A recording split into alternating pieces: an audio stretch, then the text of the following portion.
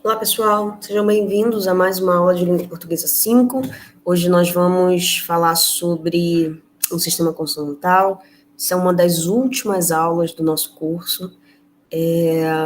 Vamos tratar aí das distintas posições em que as consoantes podem aparecer nessa língua. Deixa eu só ir aqui para o arquivo para a gente poder começar. Então, vamos lá. Sistema consonantal do português brasileiro. E o que a gente pode falar desse sistema consonantal? A consoante é um fonema de natureza assilábica. O que é isso? O que significa isso? Ele não pode se constituir como núcleo de sílaba. Aqui faltou a palavra núcleo, mas é exatamente isso. A consoante não pode se constituir como núcleo de sílaba. Ela atua nos pontos periféricos, ou seja, ou está na posição de ataque, ou está na posição de coda. Se a gente lembrar das aulas sobre encontros vocálicos, a proposta que nós assumimos para os encontros vocálicos era de que também nesse contexto, quer dizer, que este é um contexto em que a vogal pode ocupar uma posição de não núcleo, mas na verdade ela é uma semivogal porque ela tem uma intensidade menor. Então, assim como as consoantes, a semivogal também pode aparecer numa posição periférica, que é a posição exclusivamente de coda. Enquanto a vogal, em si, é sempre a base da sílaba, ou seja, sempre o núcleo. Embora todas as consoantes portuguesas possam aparecer em posição pré-vocálica, somente algumas situam-se em posição pós-vocálica, ressaltando-se que umas outras sofrem restrição para figurar na sílaba inicial da palavra. A gente pode fazer um paralelo com o que nós vimos, com o que nós estudamos sobre o sistema vocálico.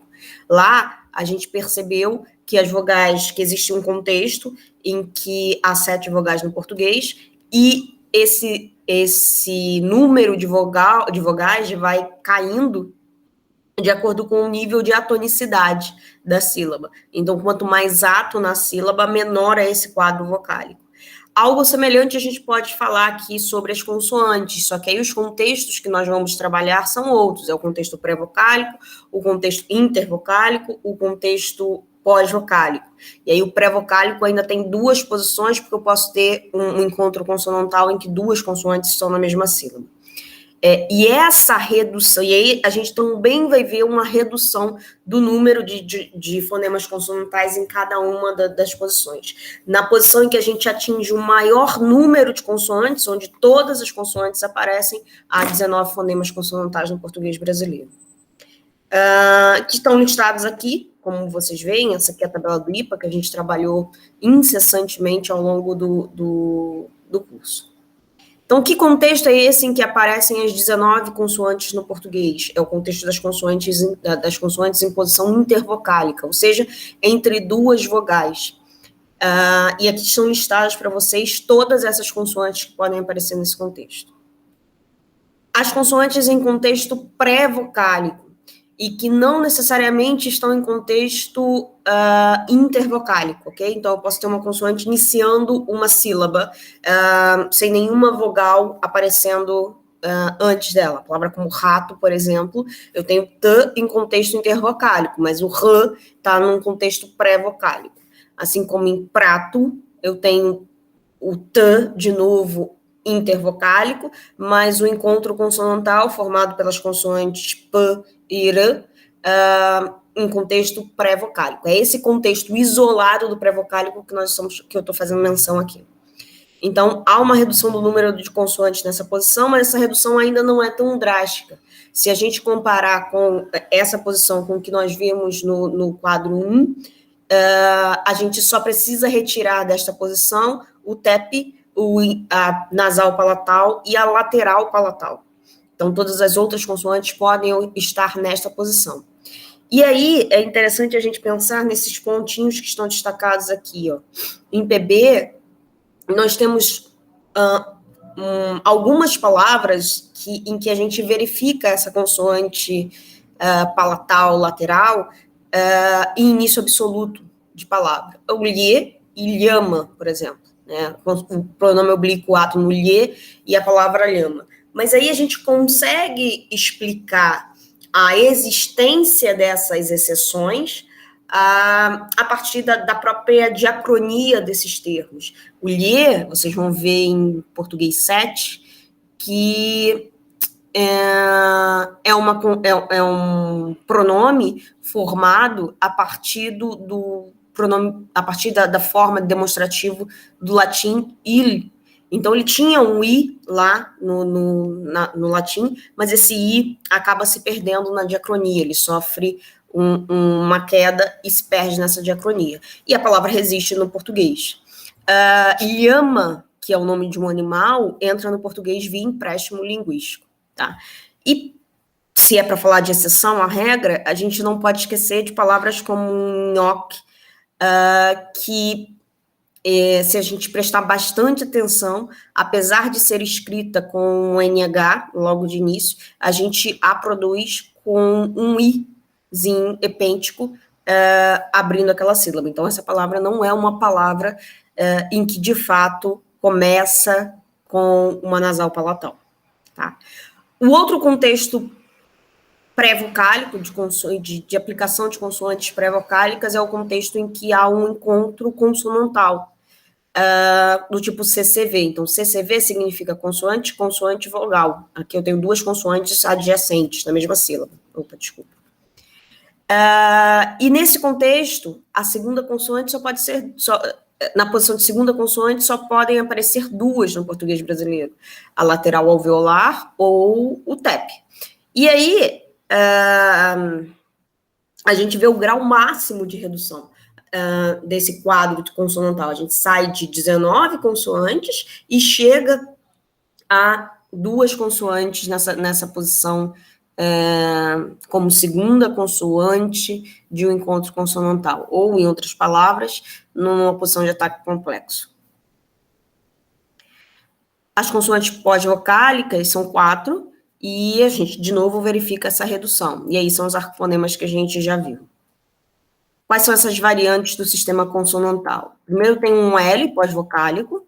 Esse L pós-vocálico pode ser realizado como alveolar, né? Mal, mal, como velar, mal, ou vocalizado como mal, que é a variante mais frequente no Rio de Janeiro.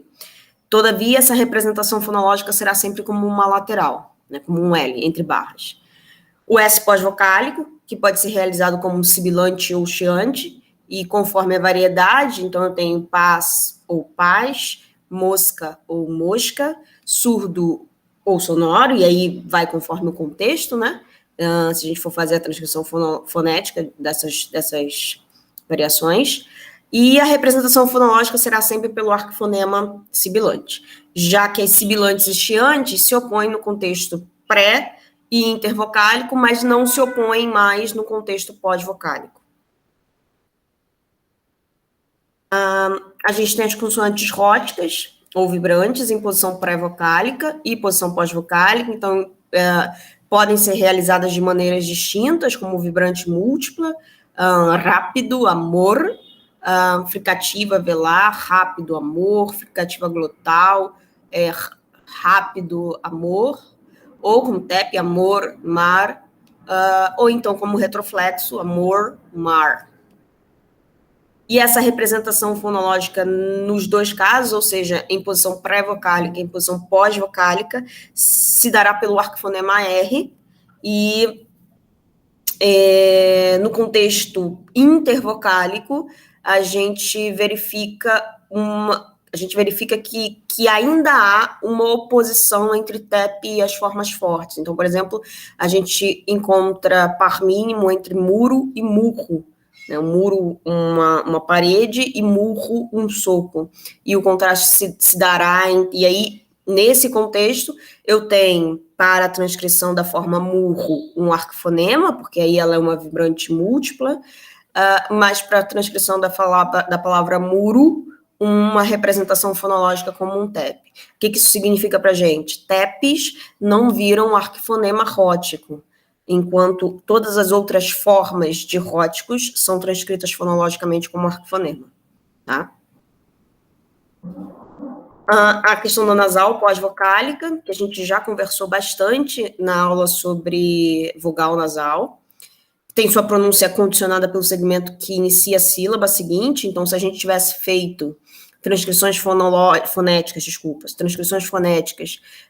representando de fato essa consoante nasal, e não simplesmente marcando a nasalização em cima da vogal, a gente teria que ter respeitado a consoante adjacente. Então, se ela era uma consoante, se adjacente à nasal havia uma consoante bilabial, essa nasal só poderia ser uma bilabial. Se adjacente a ela existisse uma consoante velar, a nasal só poderia ser a nasal velar. E assim a gente consegue verificar a neutralização entre os distintos pontos de articulação, que é representada fonologicamente por um arquifonema nasal, que é esse símbolo aqui. T e D diante de I, que podem ser realizados como africados ou como alveolares, mas a representação fonológica nesse caso não se altera, porque eu não tenho um caso aqui de neutralização, é apenas uma questão de variação posicional no português brasileiro. Outras terminologias empregadas com frequências. Então, a gente encontra na literatura bastantes informações sobre consoantes, terminologias, nomes, chamando as consoantes das formas que estão em negrito aí para vocês. Então, quando vocês ouvirem falar de uma consoante líquida, necessariamente nós estamos falando de vibrantes e de laterais. Consoantes obstruintes, eu estou falando de oclusivas, fricativas e africadas. Sibilantes, as fricativas e africadas. Soantes, as vogais, semivogais, líquidas e nasais. E os róticos no PB são os arquifonemas, são a consoante vibrante e o TEP, a vibrante múltipla e o TEP. Alguns casos de alofonia, só para a gente pensar aqui brevemente sobre variação. Então, a gente tem T, que diante de I pode ser realizado como Ch, e que diante das outras vogais é realizado como T, normalmente. O L, que em posição de final de sílaba é realizado como uma lateral alveolar ou dental velarizada. No sul do Brasil, diria que em uma área específica ali do Rio Grande do Sul, e bastante produtiva esta forma no português de Portugal. Enquanto no Rio, a maior parte das realizações é como Rio e grande parte do Brasil, né, restante do Brasil, exceto ali o Rio Grande do Sul, a realização é como uma semivogal. Temos contextos de variação livre também, com a lateral palatal, que pode se realizar como um lhe, ou como um li, ou até mesmo como um i. Então, tem a possibilidade de realizar palha, pália ou paia, né? E as três formas são produtivas e marcam não só uma variação diatópica no Brasil, mas marcam também uma variação diastrática. Elas indicam para a gente qual é o extrato social a que a pessoa pertence. Muito produtivamente, a forma paia é atrelada a pessoas com um grau de escolarização menor ou com um nível socioeconômico menor, mais desprestigiado.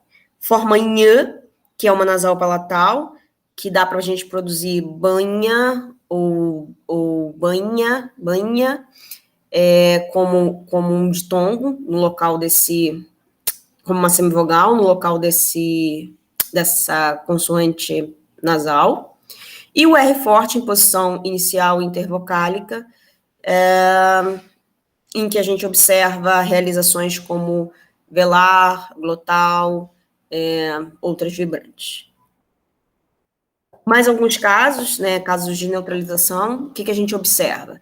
A gente tem o arquifonema sibilante, entravamento de sílaba ou quadrasilábica, o arquifonema nasal, representando as nasalizações pós-vocálicas, e o arquifonema rótico em posição final de sílaba, que foi o que a gente já falou.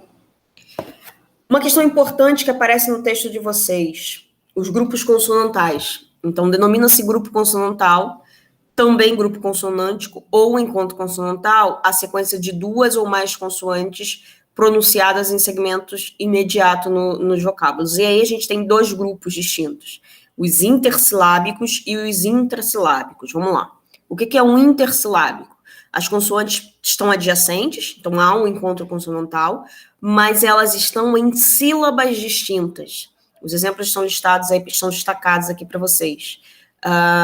Festa, poste, gosto, ou gosto, tanto faz. O que a gente tem? A consoante, uma das 4 consoantes que podem ocupar a posição de coda, abrindo esse encontro consonantal, e a outra consoante que está lá na posição pré-vocálica, na posição de ataque da outra sílaba. E é isso.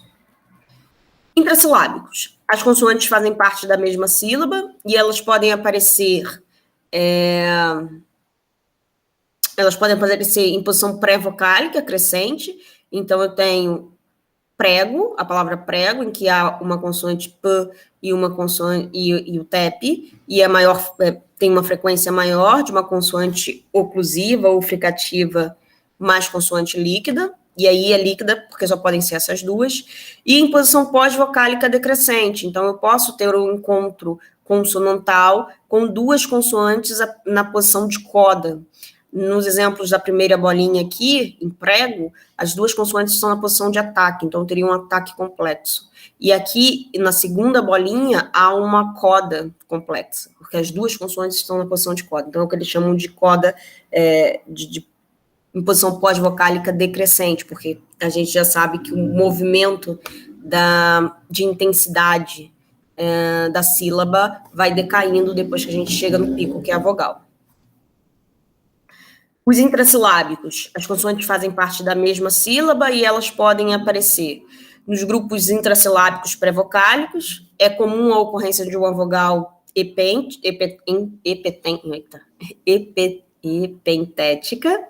fato que resulta numa verdadeira destruição desses grupos do ponto de vista fonético.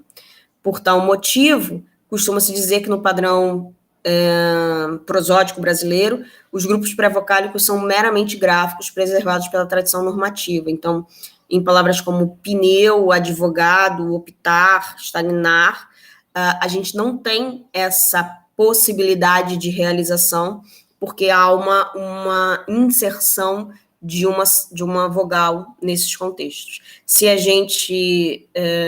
eu acho que eu já contei para vocês a história de Portugal, né, que lá, de fato, eu entendi qual era o conceito de consoante muda quando eu ouvi a palavra recessão, que significava recepção. Então, esse contexto mostrou para mim o que é uma consoante muda. De fato, ela não tem som, ela não é pronunciada, por isso chamada de muda.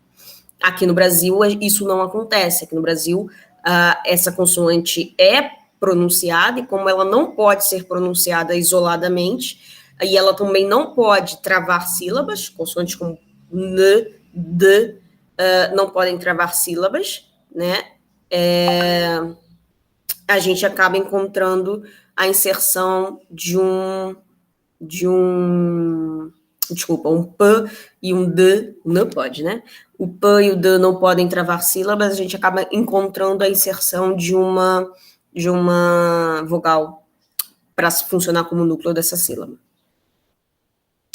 E aqui ainda tem uma questão de uma variação diastrática, porque a vogal epentética mais tradicional é o I, mas em algumas variedades a inserção da vogal E é a tal da produção de advogado, que é estigmatizada socialmente. Então, denuncia para a gente um certo status social, mas também nem sei se é tanto um status social, porque eu, por exemplo, já ouvi professor universitário produzindo advogado. Os vibrantes em português. Então, que contextos a gente tem? A gente tem uma oposição fonológica entre o TEP e a rótica, e as outras vibrantes. Em posição inicial, em posição de sílaba intervocálico, Aí há aqui a apresentação para vocês de mais um par mínimo, careta e carreta, que demonstra que nesse contexto não houve neutralização. E os contextos de neutralização são observados em contexto, nas posições pré-vocálica e pós-vocálica. Então, a consoante rótica é a única, prestem atenção, é a única dentre as consoantes que a gente representa como um arquifonema que vai aparecer em contexto inicial de sílaba, em contexto de ataque. Tanto na sibilante, quanto na nasal, quanto na lateral, a representação como arquifonema está restrita à posição de coda. Isso não acontece nas vibrantes, cujo arquifonema é também transcrito, é também representado na posição de ataque, então abrindo a sílaba. E por que a gente diz isso, né? Em latim, segundo a professora Dina Kalu, ela diz o seguinte: segundo se pode inferir das línguas românicas, houve duas variantes, uma alveolar sonora monovibrante e uma alveolar sonora polivibrante. E aí essa representação era feita por meio de uma consoante, era feita por meio do que eles chamavam de consoante geminada e consoante simples. As consoantes geminadas caíram na passagem do latim para o português, elas tornaram-se simples e deixaram de ser produtivas. Mas lá era fonológica essa distinção. Tanto é que para eles tem diferença entre ferrum, que significa feroz, e ferrum, que significa ferro. Na Península Ibérica, o R, né, monovibrante, evoluiu para um R polivibrante em certas posições, quando é inicial e quando está precedida de L, N ou S. E a articulação polivibrante deve ter se estendido primeiro à posição inicial e só depois chegou nas posições explosivas. O que a gente sabe sobre o português?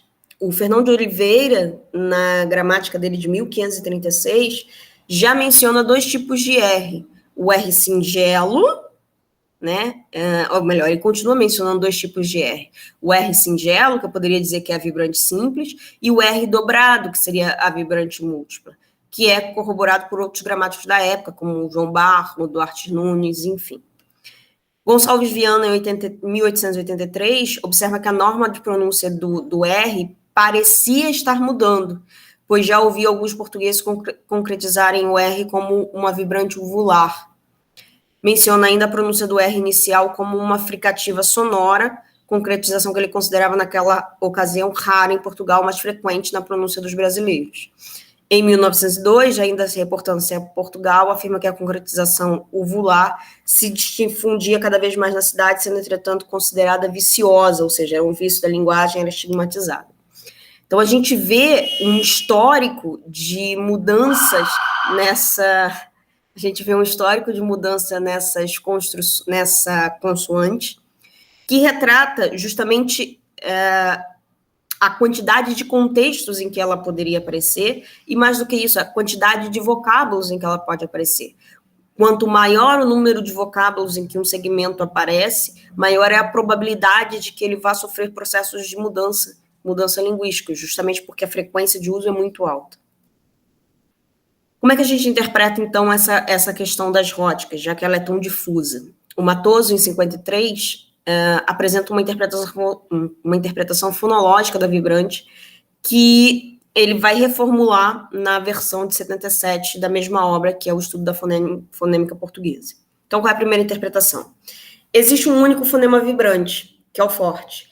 E esse fonema vibrante, quando, na verdade, a realização branda, né, a realização simples dessa vibrante, que seria a realização simples, seria uma variante posicional enfraquecida do R forte. Isso certo? Passou. Argumentos que sustentam essa posição. Em latim, em situação intervocálica, existia um R simples e um geminado. Não se trata, como entre nós, de um R longo ou múltiplo em contraste com um R simples, senão de um grupo de duas consoantes iguais, entre as quais incide a fronteira silábica, à maneira de qualquer outra geminação. Então, o que a gente vê no nosso R no nosso R múltiplo, né, que é a variante, que seria o que ele está dizendo da vibrante múltipla, é um comportamento distinto, porque o que a gente tem aqui é uma realização dele na mesma sílaba, então tem uma rótica seguida de uma vogal, então ela tá forte e fraca, ela é uma vibrante ou simples ou forte, numa única sílaba. Lá não, quando havia uma consoante geminada, uma estava numa sílaba e outra estava na outra, elas eram adjacentes, lá que eu falo no latim. Elas eram adjacentes uma à outra. E, então, estruturalmente, as sílabas eram distintas, né? A estrutura silábica era distinta. Então, para o Matoso, esse seria um argumento para dizer que, na verdade, o que a gente tem no português é um R forte, cuja realização como fraco é simplesmente uma questão de variação posicional. Não tenho errado. Na passagem do latim ao português, houve a anulação fonética do primeiro elemento, então, da geminação consonântica, que continua a ser regra viva em português. Então, perde-se a rótica geminada, assim como foram perdidas todas as consoantes geminadas, e a gente fica somente com a incidência do R forte, e esse R forte, em determinadas posições, se realiza como fraco. A persistência fonética do primeiro membro de uma geminação verifica-se apenas de maneira acentuada em casos de delimitação vocabular. Então, a gente tem, compare-se arroxo e arroxo. Eu estou aí diante no primeiro caso, de dois vocábulos formais e no segundo de um único vocábulo formal, mas, no fundo, há nos dois casos um único vocábulo fonológico, porque em arroxo acontece uma crase ali. Matoso, em 1953, para o estudo da fonêmica, apresenta uma interpretação fonológica da vibrante, que reformula na segunda versão, e que segunda versão é essa aqui que eu estou apresentando aqui embaixo. Ó. Existem duas vibrantes, a anterolingual e a pósterolingual, que só se opõem em situação intervocálica, com neutralização em outras posições, inclusive na posição mais favorável para a nitidez da consoante, que é a inicial, e onde só aparece o R forte. E como é que eu posso dizer isso? O chamado R brando, fraco ou simples, concretiza-se como TEP alveolar. E o chamado R forte pode concretizar-se como qualquer uma dessas formas variantes aqui. Então, a segunda proposta é uma proposta de que são dois fonemas distintos. Não é um único fonema com variação posicional, mas sim dois fonemas distintos. E se são dois fonemas distintos que se neutralizam em uma dada posição, ou em mais de uma dada posição, essas posições só podem ser neutralizadas por uma realização de um arquifonema. E aí a gente tem a representação como arquifonema aqui, ó. Vocês estão vendo aqui. Esse arquifonema, então, não vai aparecer no ambiente intervocálico quando for um TEP, porque o TEP permanece e é capaz de opor significado, como a gente viu em muro e murro, careta e carreta. Então, eu encerrei essa apresentação de hoje, essa aula de hoje, sobre encontros, sobre sistema consonantal. Estudem, assistam a aula, leiam o texto e façam os exercícios que estarão disponíveis na plataforma.